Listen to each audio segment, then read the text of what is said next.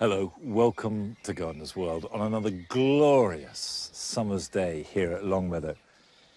And I love the opium poppies. They're beautiful, tall stems topped by these wonderful flowers that range from relatively simple petals to great ruffles. However, there's one slight problem, which is that the colour scheme here on the mound is meant to be whites, pale lemon yellows, pale blues, and absolutely no reds or pinks at all. So the poppies don't fit into our plan. Well, the best laid plans of gardeners oft go astray because these are self-sown. Poppy seeds can lie dormant in the soil for years and years, and then when you dig it over, which happened last year, they get the light and up they pop, and they are no respecter of colour. They look fantastic, but what I will do is let the beautiful seed heads stay until they start to turn brown, and then I will cut them off before the seeds can disperse. And that way, next year, the chances are there will be fewer flowers of the wrong colour. But of course, there's nothing in the world wrong with these lovely poppies. And they symbolise for me long, hot summer days in the garden. On today's programme, I visit a local garden in Herefordshire to look at a national collection of Siberian iris. Carol is in Somerset, home of one of her horticultural heroes, Marjorie Fish. We celebrate a plant that never fails to delight us, Clematis montana. And Rachel will be joining me here at Longmeadow.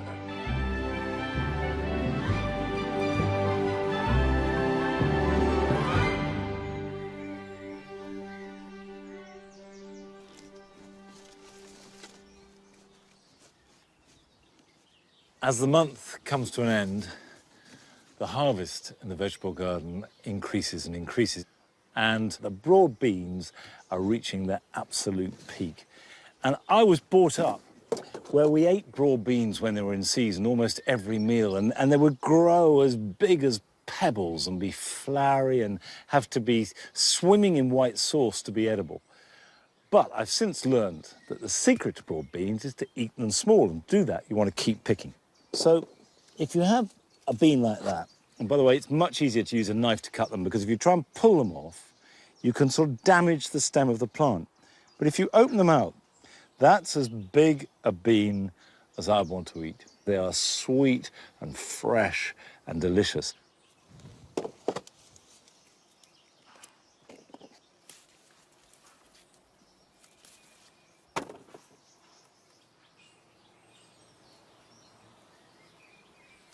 My peas are almost ready for picking. This is a variety called Blau Schocker. And you can see the blau refers to the deep, almost chocolatey purple. Nigel comes up here and eats them straight off the plant. Don't you? You're too hot now. Do you want a pea?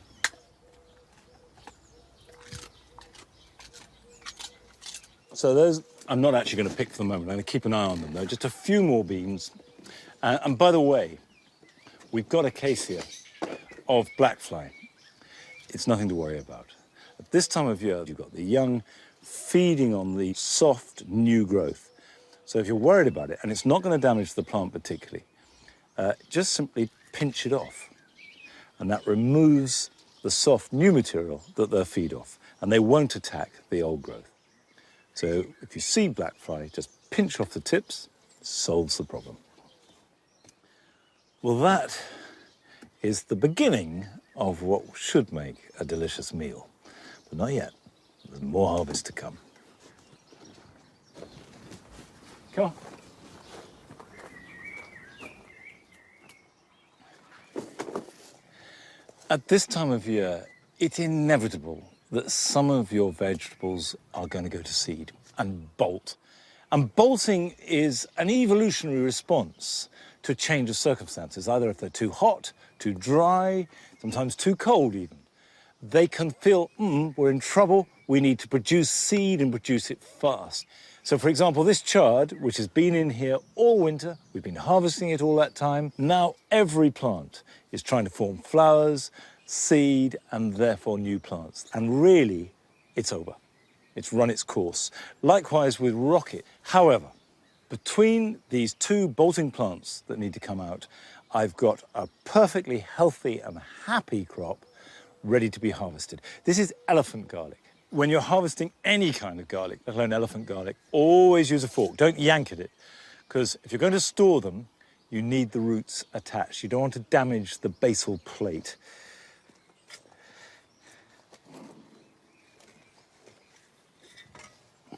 Lift it out with as much root as possible, and this is quite deep.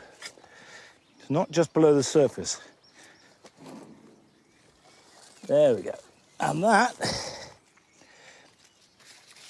yeah, that's a good size. Not exceptional for elephant garlic. If I break this open, I can take off a clove. Although this is much bigger, and they can be twice this size, than a normal clove of garlic, you use it in the same ratio. So if it says a couple of cloves, you use 2 of these. And because it's so much milder, it doesn't overwhelm a dish. It's absolutely delicious and very good for you too. Now this is in the green, which means that it's fresh garlic. And we're going to eat it fresh and not look to store it. If you want to store garlic, probably leave it till the leaves are dying back a bit more. And what you do is, as soon as they start to turn, stop watering, leave it, let the leaves die back, and then dig it up. But when they're green like this, I think they're at their very best. It's an absolute treat. Now, we'll finish this particular harvest with a crop that is a first, or at least a first for these plants. These are globe artichokes. I sowed them last year, and I didn't take any harvest from them because I wanted to develop nice, strong plants. Now they're in their second year, they're ready to produce and perform, and they'll go on doing so for another 3 or 4 years. And when you buy an artichoke or you order one in a restaurant, it's a great big thing, the size of at least of an orange, if not a grapefruit. But if you grow them yourself and you have access to lots, they're delicious, eaten much smaller.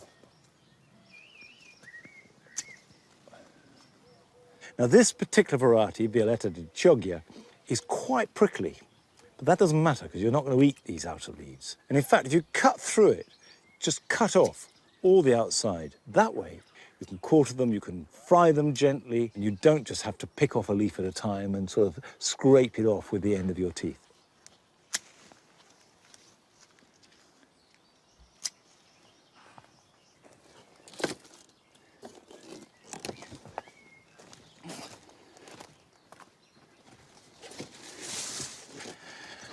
Now, although I love growing vegetables, you can't avoid the fact that at this time of year, the garden is just awash with colour.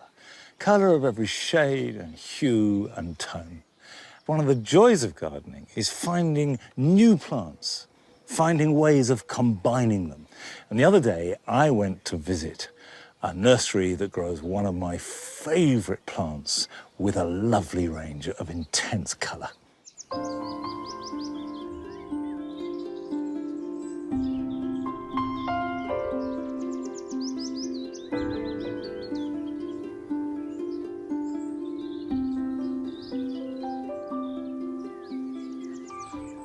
Alden Farm Nurseries is very conveniently close to Longmeadow, but I would have travelled miles to come here because it's got the national collection of Siberian irises.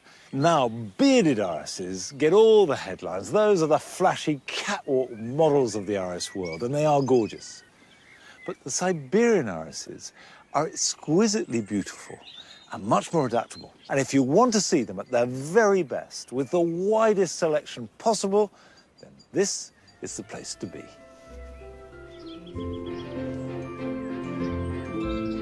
The iris beds serve as a vital horticultural resource. They are a living library for iris lovers all over the country. The garden is the work of Alan and Jill Whitehead, and together they have collected over 150 different varieties of Siberian iris. Hello. Hello. Tell me how the National Collection came about. We felt as a nursery, we were all to specialise in something. We started looking at the Siberian irises, but there was a national collection 5 miles up the road, so there's no point in having a second collection so close. But when that nursery closed about 5 years later, nobody else came forward, so about 2 years again after that, we purchased any remaining stock we had and tried to re-establish it here.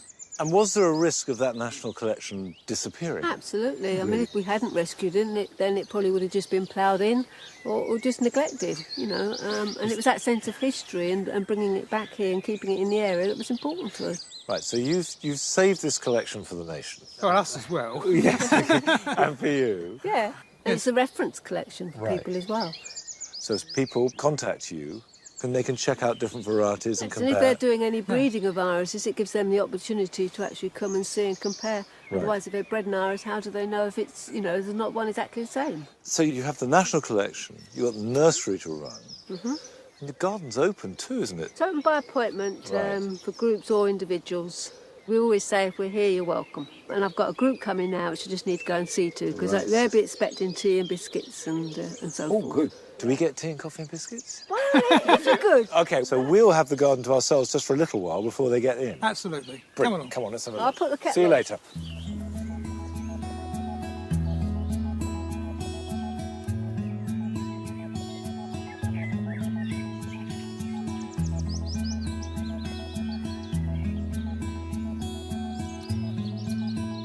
Oh, I see. Goodness. Goodness, goodness, goodness.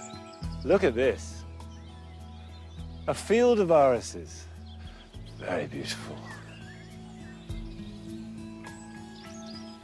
Unlike bearded iris, which I think most people who grow them know need full sun, good drainage, what do Siberian irises really like? Are they a marginal aquatic plant? Are they a border plant? Do they need lots of water? What's the best way to grow them? Basically, they're very adaptable. You don't want to put them below the waterline, but they will cope with damp soil. Hopefully they also grow in a normal flower bed with reasonable drainage. You need to water them till they're established, till they're growing away. But once that they're doing that, then they should look after themselves. It's very unusual to find a garden where you can't grow them. They need a sunny aspect, but partial shade they'll also cope with. What you're describing is a very easy plant. That's what we think. Right, OK.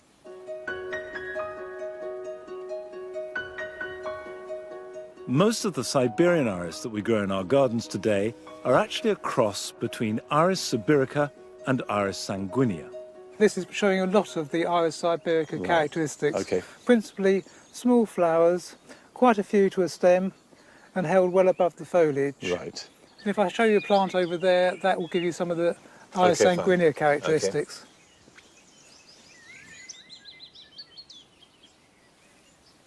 Right. It's very beautiful, isn't it? It's gorgeous, it's ellesmere. So this is showing more of the characteristics of Iris sanguinea. Yeah. Principally 2 flowers to a stem. Yeah. It's held just on the top of the foliage. It does show the bracts hasn't dried back at flowering time. Oh, that's lovely, and I can of course see the bracts are tight in on there. And they can be very attractive in themselves. Before the flower opens, you've got these snakes coming up, which can actually look beautiful. It's very beautiful. It's an absolute joy. Lovely. I guess this is one of the very few places that you can see all this variation. This is pretty well a unique opportunity, I'm afraid. Fantastic opportunity and a real education.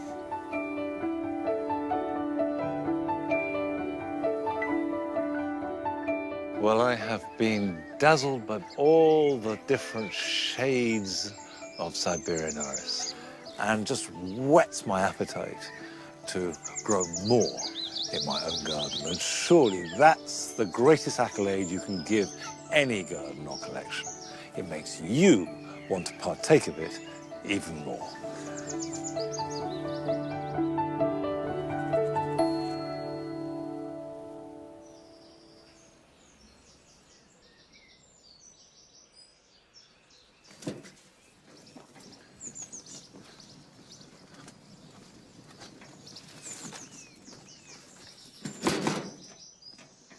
I thought that was a fascinating trip, and I can't recommend it more highly. If you're near Oldham, do go in. You'll see the National Collection, more Siberian irises than you will see anywhere else.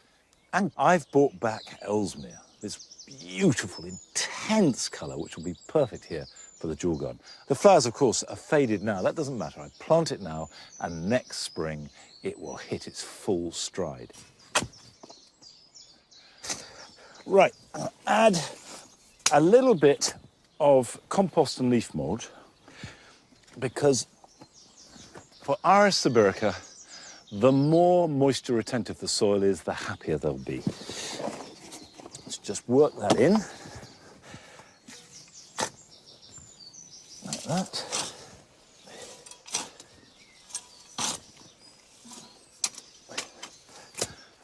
And I'm going to plant the 3 in a group. I want a nice, big, strong clump.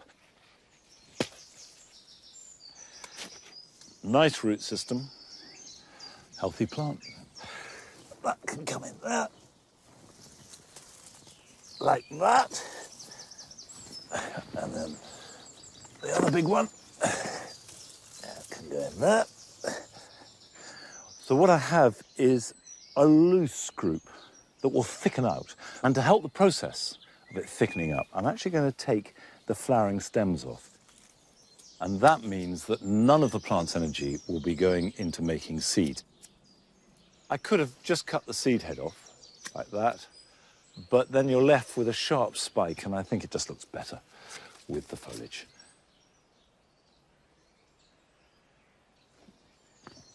If it gets really dry, like it has been here for the last couple of weeks, these will benefit from a good soak every couple of weeks or so.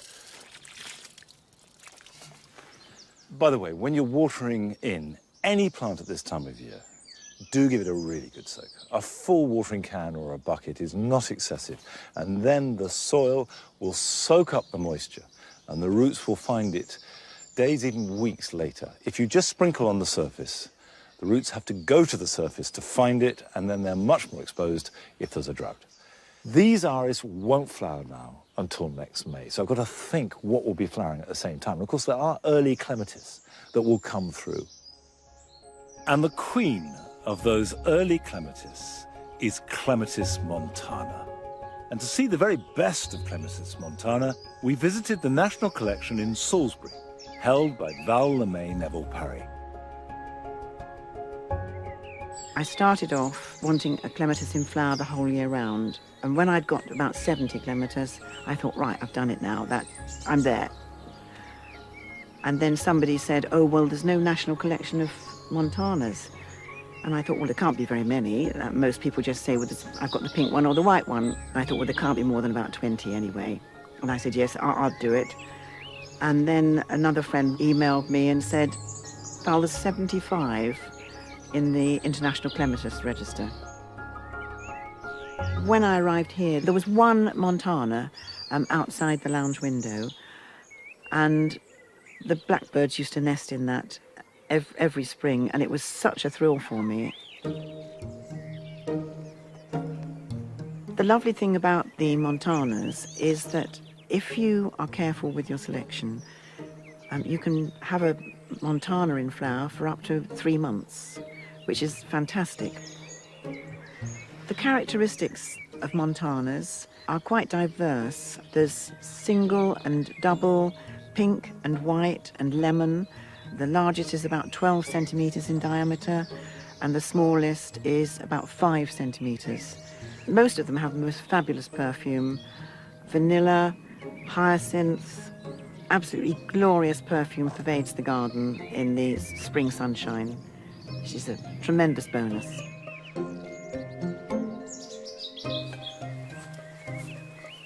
This is one of my all-time favourites. I gather that the original came from John Betjeman's garden, and its name is Clematis Continuity, and as you might expect from that name, that it flowers right up until mid to late October. When you're buying a plant, one of the things you need to look out for is multi-stems. Now, when I bought this in 2004, had 2 stems. And after about 3 or 4 years, I noticed that there were another 2 stems coming up from ground level. So if I was to lose one, I would still have the others there. A lot of clematis that are sold nowadays are just 1 stem. And really, if you lose that, you've had it.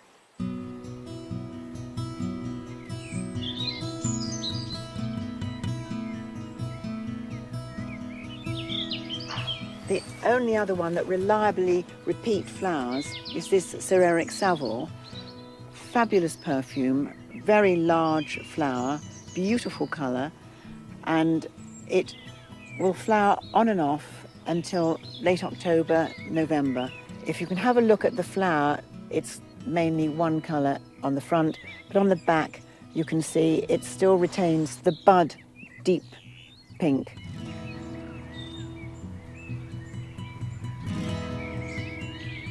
Now, this is a really lovely plant called Giant Star, a botanical artist's favourite.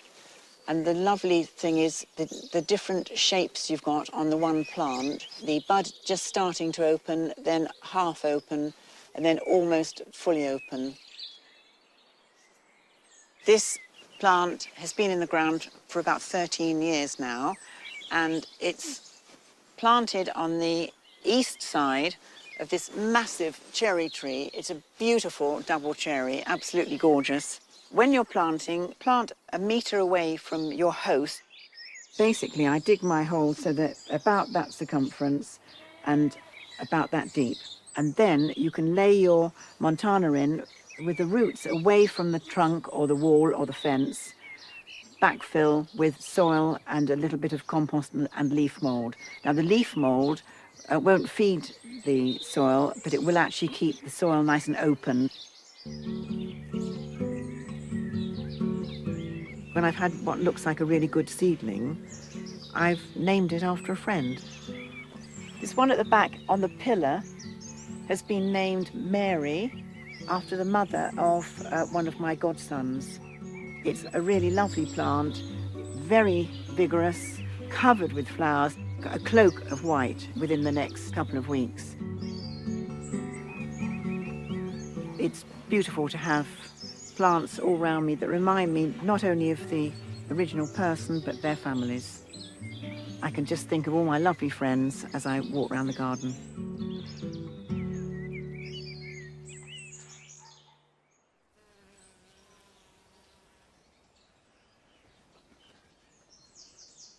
I love this delicate clematis. There is something about this that is really special. And I was going to tell you what it is. Went to look at the label because I'd forgotten. And I couldn't read it because it's completely gone blank. The moral of the story is if you're going to label plants, and it's a good idea, use something that lasts. And if any of you know of a labelling system that is absolutely cast iron and works for years, well, I'll be very glad to hear of it.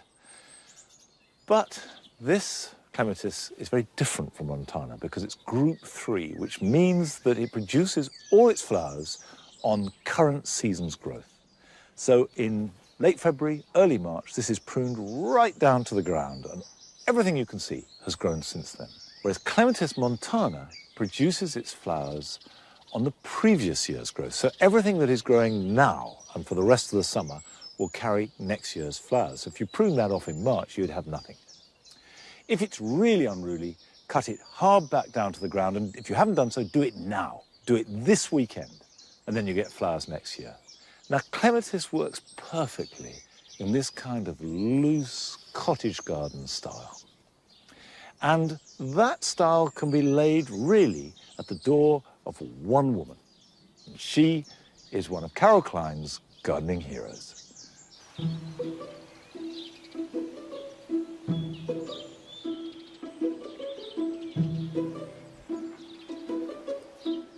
I can't believe that I'm back in this beautiful garden again. East Lambrook Manor. The garden was created by one of my all-time heroines, Marjorie Fish. She was one of the people who got me gardening in the first place. Her words, her knowledge, her love of plants have always been an inspiration to me. Born in London in 1892, Marjorie worked as personal assistant to 6 different Fleet Street editors before marrying the last of them, Walter Fish. It was then that her foray into gardening began. In 1937, with war on the horizon, they bought 15th century East Lambrook Manor, complete with a large derelict garden.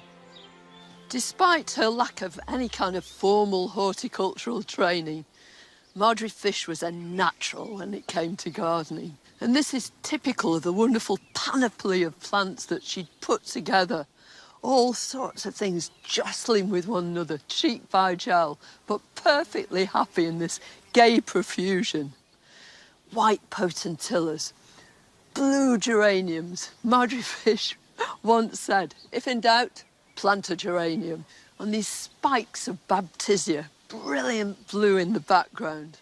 And here in the foreground, tumbling over the path, an astrantia. And these sort of plants and this kind of way of putting them together is what's come to be known today as cottage gardening.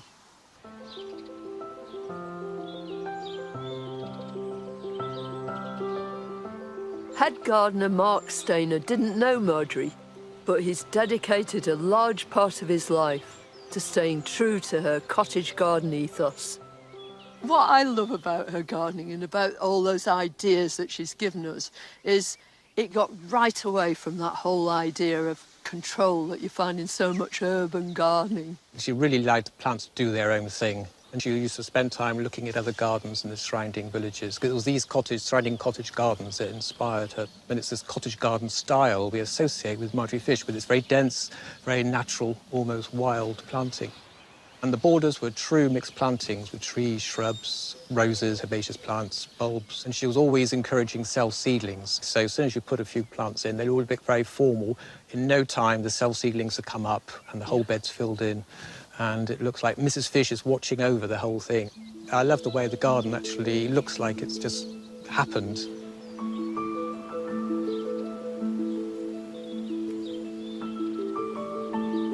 Marjorie gave names to each piece of her garden, and this one she called the Lido. It's very, very damp down here. And I think this piece perfectly illustrates three of her most important principles. First of all, she chose plants, which a lot of people would have neglected. They would have thought them not garden-worthy, but she knew the possibilities that they offered. Who would have thought of putting Iris foetidissima, our own native iris, which will have huge masses of orange berries all through the winter, at the foot of this tree? Almost nothing else would grow there.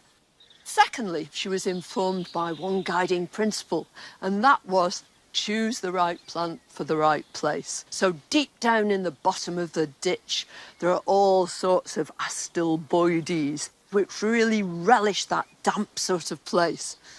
And thirdly, it was the way that she combined plants. You look at this and it all looks as though it just happened to be here, but not a bit of it. Although it includes all sorts of wonderful self-seeded plants, the whole basis of this design is very carefully thought out and put together.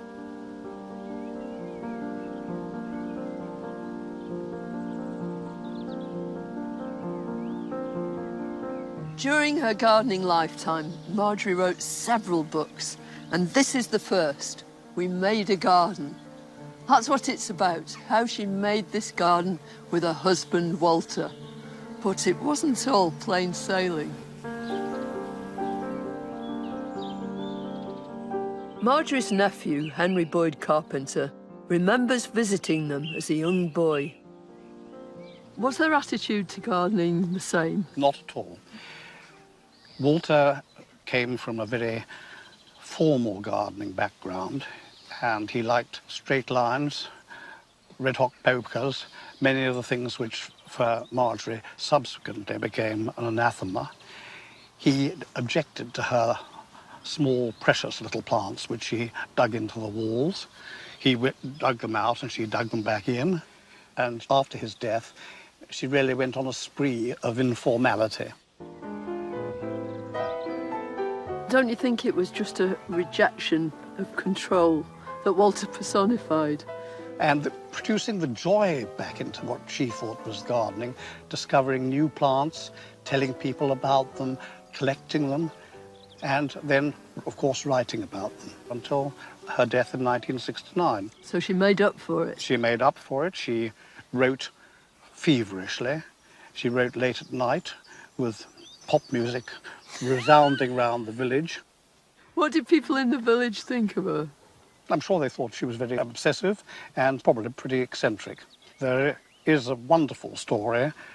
Marjorie in a long dress going to a very smart cocktail party and being caught on her way home out of her car in a wood with a spade, digging for leaf mould for the garden. I would love to have known her. You lucky boy. It was a great privilege and a great joy.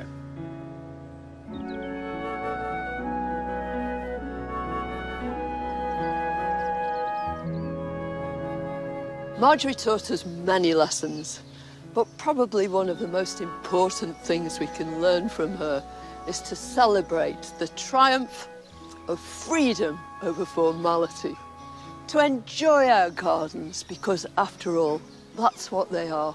Places of joy and places to have fun.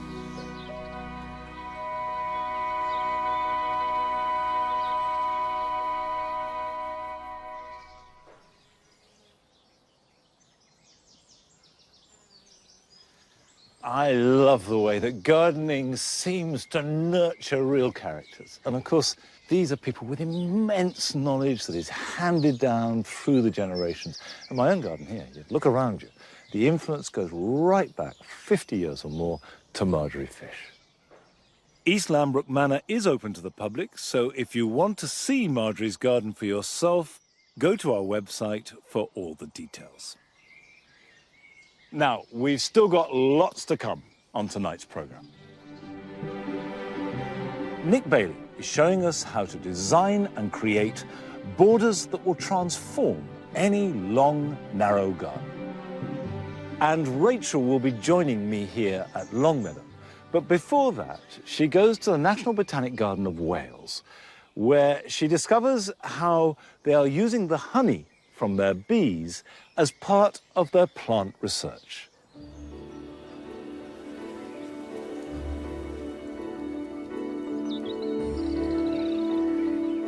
The buzzing of the honeybee, once a seminal sound in our gardens.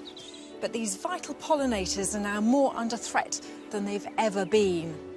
And it's here in the rolling hills above the Towie Valley in Carmarthenshire that the battle to protect them is being fought in earnest. The National Botanic Garden of Wales is a blend of formal gardens, lakes and woodland, and home to more than 8,000 plant species. It's also a centre for botanical research. PhD student Laura Jones is leading a team investigating the habits of the honeybee in order to help save it. Pollinators and honeybees are under decline. That's due to a variety of sort of interacting factors. So there's loss and fragmentation of habitat, pests and diseases, and all of these things are interacting to create a problem for our pollinators. So if we can find out the plants that are most important to the bees and what they're foraging on, we can help to give them forage and give them what they need to survive. So how exactly are you finding out what the bees are foraging on? We're looking at what they're foraging on throughout the season, and to do that we sample honey from our hives here at the Botanic Garden. One of the amazing resources that we have is that we've DNA barcoded all of the native plants of the UK, and we can use these DNA barcodes to identify the plants that are in the honey. Sounds wonderful. Should we go see our hives? I'd love to see the hives.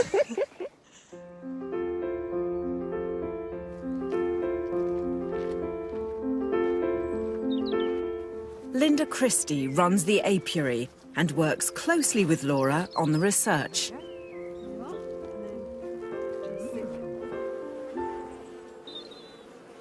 We've chosen this one because I know that there is some good quality nectar there that Laura could take a sample from. And you see all the bees are very busy up in the super where they've been bringing in nectar and stores. That's amazing. I mean, I'm tempted to say busy bee, but that would really be it's very too much of a cliche. It's very apt. I see why now. So how many bees roughly do you think there are in your apiary? There's roughly 250,000. There's 7 active hives at the moment. Now there's a nice lot of capped sealed honey, which is fresh, and fresh nectar. Now before we take the frame over, I'll just shake the bees down. Right. So we just give them, they won't want to come off here, but we give them a little shake. You literally just shake them off. Shake them off. And then I'll just pass that to you, Rachel, to good. take over to the table Okay. for Laura to be able to take a sample. So, Laura, what now? So I'm going to try and get some of this nectar and some of the capped honey as well. Oh, look at that. Beautiful. So now that we've got this honey sample, we'll take this back to the lab here at the garden. This contains lots of pollen that we can centrifuge out, so we can extract the DNA from, so we can sequence it. Once we sequence it, then we'll be able to compare those unknown sequences with our known sequences in our database to be able to say what they are then. So you'll know exactly where these bees have been. Yeah, exactly. Oh, I think it's fantastic. Look at that one. It's just trying to dip in there, I think.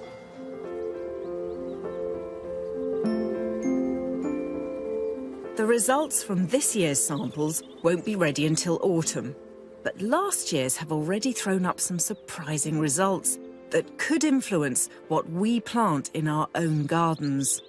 What we were finding was the bees, the plants that they're foraging on the most, were the native sort of woodland hedgerow species. That's where it tended to be. So things like hawthorn, willow, gauze is another species, and then bluebells. Dandelions are a really important forage for bees. At last, a reason not to do the weeding. Fantastic. That's really interesting, isn't it? You're offering them this platter of wonderful cultivated plants, but in fact they're going back to things that are native. We offer them this sort of rich resource. They're right next to our horticultural plantings, and they are travelling slightly further to get those native plants. We recorded 437 different plant genera in flower for April and May, and they're only using 11% of what's available to them. But cultivated plants aren't off the menu completely. The DNA research uncovered that honeybees have definite favourites, such as peonies, muscari, viburnum, and skimmia, to name a few. Obviously, you're doing this wonderful research here in Wales, but how is it applicable across the country? We're opening up honey sampling to beekeepers from around the UK. So if you can send in 30 grams of honey, we can sequence the plants that are in your honey and find out what's in them and get an idea of what's happening with bees in lots of different habitats. This potentially groundbreaking study will run for the next 2 years. And when it's done, the hope is that as gardeners and beekeepers, we'll have an in-depth idea of what to plant to give our much-loved and needed pollinators the best chance possible, no matter what else they're facing.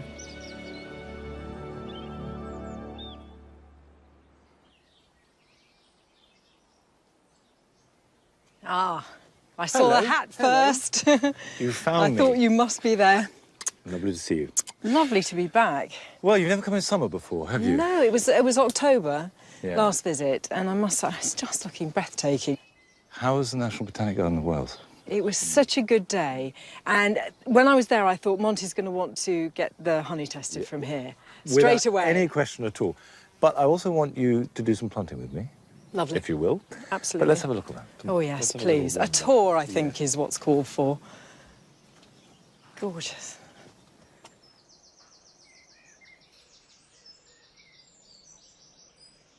Big changes here since you were last Wow. time. All the box taken out right Yep. the way through. And Yep. then here, it's our new culinary herb I garden. love this. It's But- good things coming out of difficult situations Exactly. and you adapt and move Change on. is part of gardening. Exactly. And you either accept it or you suffer.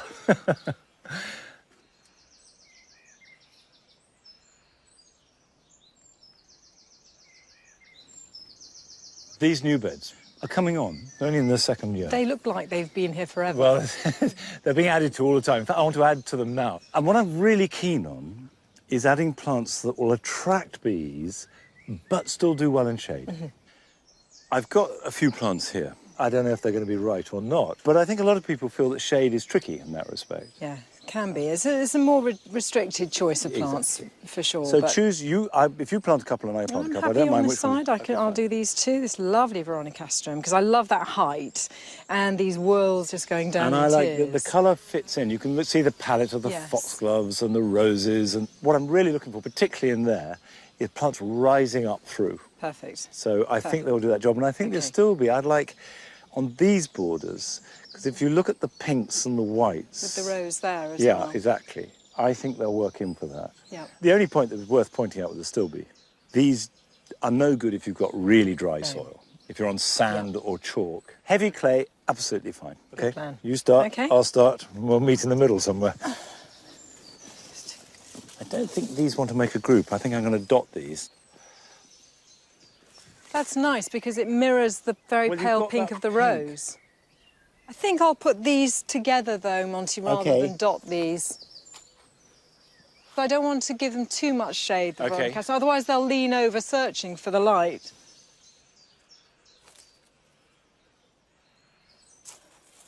Can I persuade you to have these geraniums here? What do you think? That's good. Now, I've got these Japanese anemones, and this is a variety called September Charm. With that blush of rosy sort of mauvey pink. Very nice.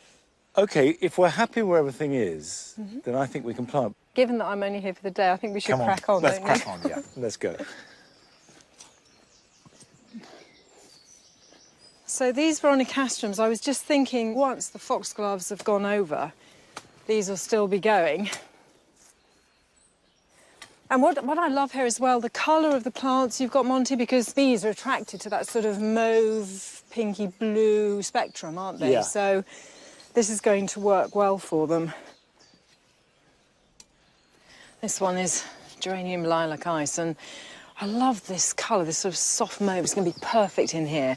And it's a sport of Rosanne, and Rosanne is extremely floriferous over a long period of time, masses and masses of flowers, and is justly very popular. And I think it's a perfect example of this flower shape, this sort of lovely open disc, so that bees and other pollinating insects can just get right in there without any obstructions. Things with very sort of complicated flower shapes, not good for them. Of course, the alternative to that open shape is a tubular flower, and that particularly suits bumblebees who have a longer tongue and can get down there. But this will be loved by all of them. The thing about Japanese anemones is they are really tough. And once they get established, you try stopping them grow and flower. Those will flower August, September, October. I mean, obviously, what any garden should try and achieve is have some flowers for the bees from February through till November, if you can. There we go.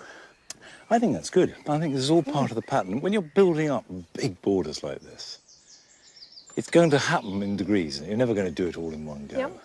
But what I like is the idea of pollinating insects, not just honeybees, having access in shade. I think that's good. And I think that this sort of flow of colour is very nice. It's a win-win all round. Everybody's happy. Well, come on, any planting of plants is always great.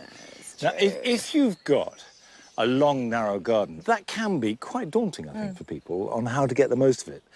But Nick Bailey is about to show us that with a bit of judicious planting and clever design, you can transform even a very long, narrow garden.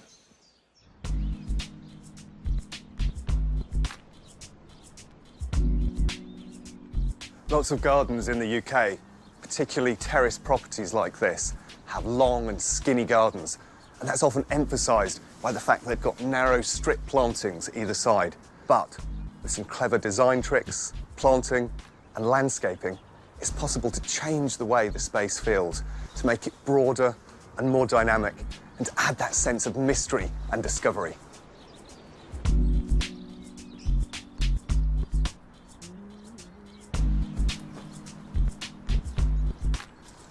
There are so many ways of tackling a small, narrow garden like this. So to start with, I'm going to mark out 3 different geometric designs using canes and some key plants to help me visualise which one will work best. I'm going to create a slightly wider bed here, so it sits in with the format or layout of the garden as it is. By putting another bed back here, it breaks up that long view. I think this birch needs to come right to the front over here. And so I'm going to introduce a smaller square bed just here. And so I've got birch, and robinia, and that works all the way through, gives a nice continuity. Placing a few more shrubs in, we get a sense of the spatial division that's possible. Down at the end here, it's going to break up this view completely so you won't be able to see into the garden. And so by doing this, it creates that sense of mystery as you walk around the garden. So this is the layout I'm going to go for. In order to create the new larger border, I'm removing the existing plants. Then marking out the area with string and canes. The edges are then cut and the turf removed with a spade. Now, to make this garden really sing, I want to get a real unity and repetition running through all three of these beds. So I'm going to repeat the key plants. The best thing to do is get the largest, the most structural plants in first, so the trees, then the evergreens and the big shrubs, and then transition down to the smaller plants. And then you can play around, get them in the perfect positions. Next thing to think about is the bulkier shrubs. And I'm using these hydrangeas to do that. They'll give some of the visual division between the beds. For evergreen structure, I'm planting Euphorbia wolfenii for its lovely chartreuse colour, and Hebe rachiensis, which will form a neat hummock in the border. I'm also adding foxgloves, which will complement the colour of the silver birch, and the pulmonium, Jacob's ladder, which has lovely blue flowers and will fill out at the base of the bed. Next plant is going to be this geum. Because it's a really bright, vibrant colour, if you place it in a garden, it always seems to be closer to you than it really is. So putting it at that position in this bed, it foreshortens the garden. It makes it feel wider. It's a great design trick. And you can use it the other way round. You can use pale colours in the distance, and they appear to be further away. I'm completing my planting scheme with the grass Hackana for continuity through the beds, and Gallium odoratum, which is a wonderful ground cover plant producing starry white flowers from late spring. Now, it's quite important when you're establishing new plants in the ground to introduce some good organic matter that they'll want to grow into. Of course, a plant like this pulmonium has been growing away in lovely compost in its pot. If you put it into heavy garden soil, it's not going to be tempted to put its roots out. So it's really important that you mix some good quality compost into the ground to encourage those roots to grow away. Don't be tempted to push on the top of the root ball. You'll split the roots down below. Firm in around the sides. That will secure the plant and make sure there's good contact with the soil and the compost, so the roots will be encouraged to grow back out again and the plant will establish more quickly. Now, the next thing is to create a little soil moat around the plant. And that means that when you do your watering, the soil doesn't run away across the surface of the bed.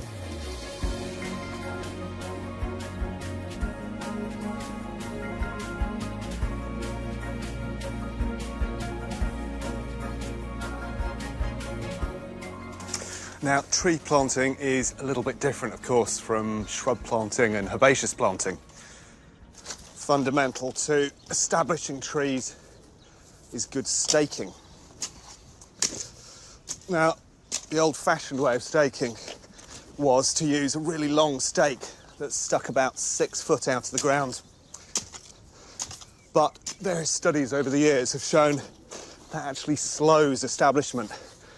If the tree is staked lower down and it can move a bit, then it establishes much better, has stronger roots, and is generally healthier. So just going to settle this in. Now, the way to place a stake is to figure out where your prevailing wind is coming from, normally from the southwest.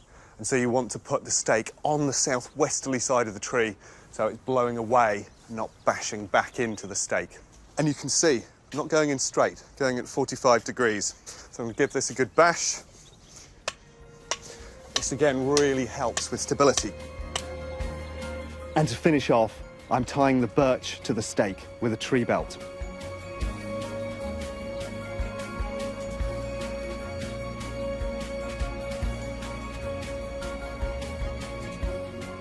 Well, that's the project complete, and it's already starting to do some of the things I was hoping for. There's a natural rhythm and repetition running through the garden with the colours and forms.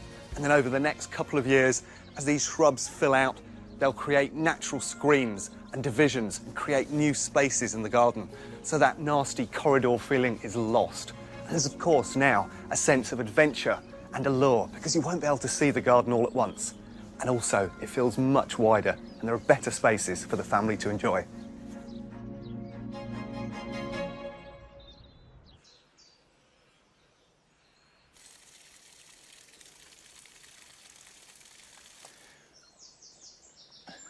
There's no question, if you have a long, thin garden, or even a long, thin space within a garden that you want to break up, putting anything across it doesn't make it seem smaller, it makes it seem bigger. Now, here at Longmeadow, we've had very dry and at times very hot weather. And even with our heavy soil, things are beginning to suffer a bit. So let's see what the weather's going to bring us gardeners this weekend.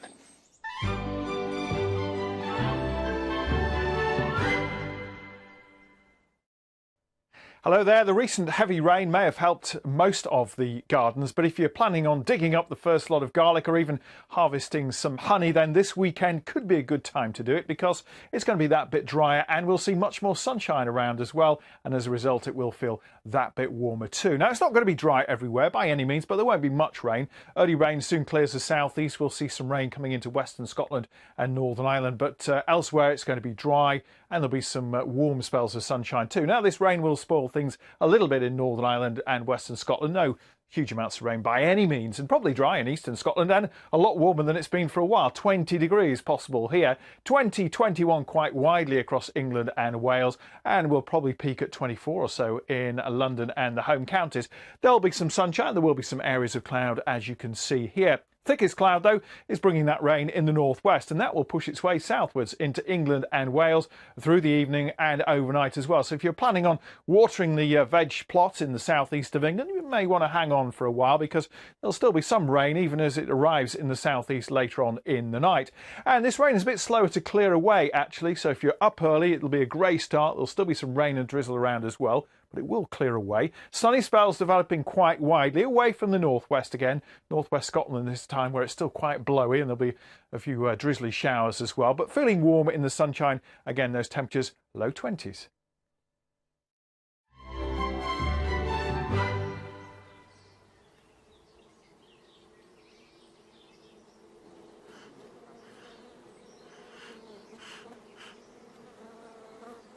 Now, while Rachel is making sure the dogs are out of the way and looking after them, at least that's her excuse, my own personal bee mentor, Gareth here, has been guiding me. He bought the bees here a couple of years ago. Was it 2 years ago, Gareth? Second season. Yeah, second season. And we've been through all the stages of beekeeping. And I have to stress, if you want to keep bees, don't go it alone. Join your local beekeeping association and they will find somebody locally who will guide you through the first few years. Why are you not wearing gloves? I haven't for a while. I find that I can feel my way around the hive a bit better, and I find that I'm a lot gentler with the bees. OK, we want to take this sample. Yeah.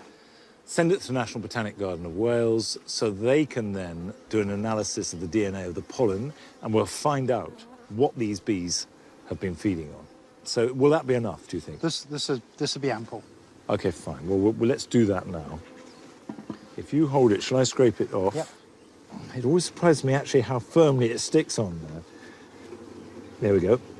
How would you say these bees are as a hive? I've been astounded at the strength and vigour of these this year, Monty. They produce both a bit of honey and an awful lot of bees. In terms of quantity, how much honey would you reasonably expect to gather before winter? You know, Monty, if this weather keeps up, it's not great for the beekeeper, it's brilliant for the bees. No. I could see 20, possibly even 30 pounds. Really? And that's leaving the bees with 30, 40, 50 pounds for themselves. So a hive like this, you're saying, is going to be producing somewhere between about 60 and 100 pounds of honey?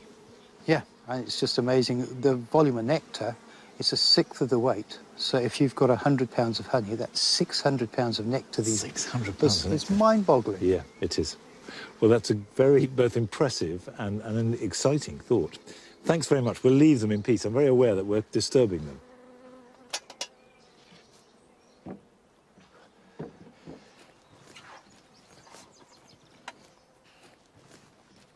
I'm going to be so interested to know what plants they are. Thank you so much, as ever.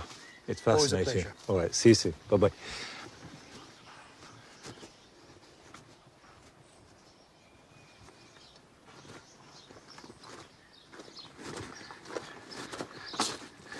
We'll get a sample of this sent off to the Botanic Gardens, and I will be fascinated to see what it reveals.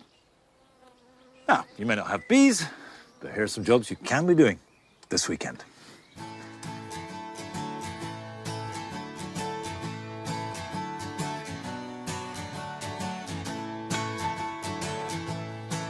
To prevent plants from burning up in the heat, it's important to keep your greenhouse cool when the weather turns hot.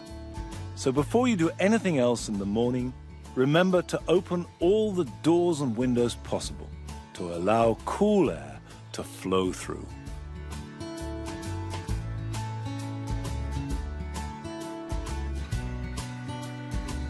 Whilst it is tempting to allow masses of young apples to develop on a tree, the overall quality of your crop will be greatly improved if you thin them. I leave just 2 fruits per cluster, which gives them more light and air, as well as more room to grow.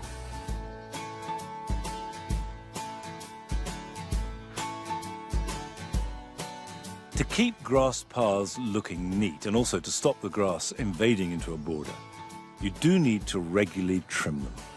A pair of long-handled shears is invaluable for this job, but you can do them with hand shears just as well.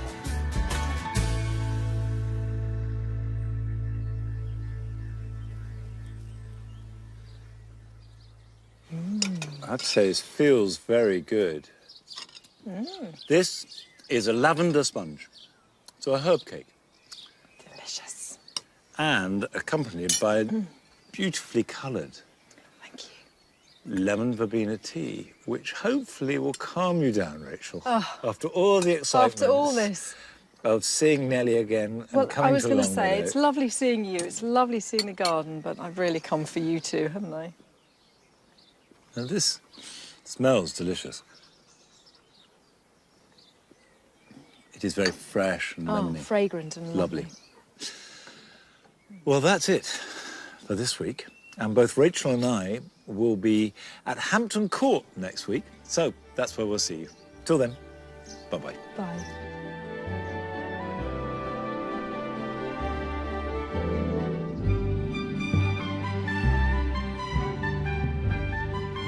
From the peace of the garden to biting satire next on BBC Two, it's Frankie Boyle's New World Order in a moment.